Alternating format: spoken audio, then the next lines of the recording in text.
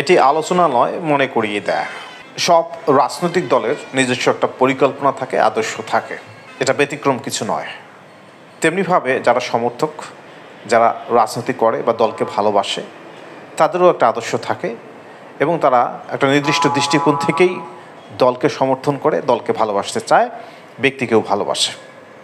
আপনার এই সমর্থন কখনো কখনো উঠে যেতেও পারে, সমালোচনা করতেও পারেন, কিন্তু সমালোচনার ভাষা হবে গঠনমূলক এবং গঠনমূলক সমালোচনা করেই আপনি দল এবং ব্যক্তিকে আরও ঊর্ধ্বে দেখতে চাবেন, এটাই স্বাভাবিক।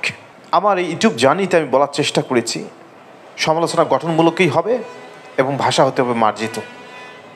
পিনাকি এবং ইলিয়াস এই দুজনের বিরোধিতা করে আমি সবসময় ভিডিও বানিয়েছি।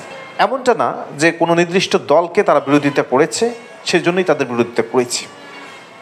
আমি বলতে চেয়েছি the way they are criticise the political party and the respected peoples, শুধুমাত্র তাদের সমালোচনা করার ধরন এবং ব্যক্তিকে নোংরাভাবে আক্রমণ করার ধরনকেই আমি সমালোচনা করেছি, অপছন্দ করেছি। এটা কারোর জন্যই কাম্য নয়। জামাতে আমির ডক্টর মোহাম্মদ শফিকুর রহমানকে যেভাবে ইলিয়াস আক্রমণ করেছে, এটা বাংলাদেশের সংস্কৃতির সঙ্গে যায় না এবং এই ধরনের কালচার আমাদের মধ্যে নেই। আদৌ এ ধরনের কালচারে আমাদেরকে বেড়ে উঠতে দেওয়া যাবে না। একদম নোংরাভাবে অ্যাটাক করেছে। আপনার কোনো কাজ পছন্দ নাও হতে পারে, কিন্তু যেভাবে আপনি নিজেকে ঊর্ধ্বে তুলে ধরতেছেন যে বাংলাদেশের সব রাজনৈতিক দল, সব ব্যক্তি যেন আপনার মতাদর্শে থাকে, আপনার কথা মতো চলে, না চললেই আপনি তার বিরোধিতা করবেন এবং তাকে অপমানিত করবেন। আপনার লক্ষ লক্ষ ভিউয়ার তারা সবাই শুনেছে যে ব্যক্তিকে আপনি আক্রমণ করেছেন সে ব্যক্তি একটা আদর্শে চলে এবং তারও ব্যাপক জনপ্রিয়তা রয়েছে এবং তার পরিবার রয়েছে, পরিজন রয়েছে, কোটি কোটি ভক্ত রয়েছে। এটাকেও আপনাকে মাথায় নিতে হবে। এই জায়গায় আপনি যাকেই সমালোচনা করেন না কেন, আমি আপনার পদ্ধতিকে অপছন্দ করবই। যারা এতদিন আপনার ভিডিও দেখেছে ভালোবেসে, যে নিজের বিরুদ্ধের মতাদর্শধারীকে আপনি গালি দিয়েছেন, সেই অর্থে যারা ভালোবেসেছে, আপনি যে রিসেন্ট ভিডিওটা বানিয়েছেন ডক্টর শফিকুর রহমানকে আক্রমণ করে, এখনও কি তারা আপনাকে পছন্দ করে? তাদের উদ্দেশ্যে আমি বলতেছি, শোনেন, সমালোচনার ধরন মার্জিত হতেই হবে।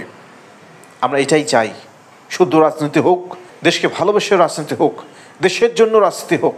তাই বলে এই নয় যে আমার আত্মসম্মান বিক্রি করে দেব, আক্রমণাত্মক ধরনের পর ধরন পাল্টাবো, অশ্লীলতায় ভরে দিয়ে আলোচনা করব, সমালোচনা করব। এটা কখনোই মেনে নেওয়ার মতো নয়। আর যেভাবে আক্রমণ করা হয়েছে ডক্টর শফিকুর রহমানকে, তার নিন্দা জ্ঞাপন করতেছি। যারা আমার এই ভিডিওটি শুনবেন, পছন্দ হোক আর না হোক, আমি সারা জীবনে এ ধরনের কথাই বলবো।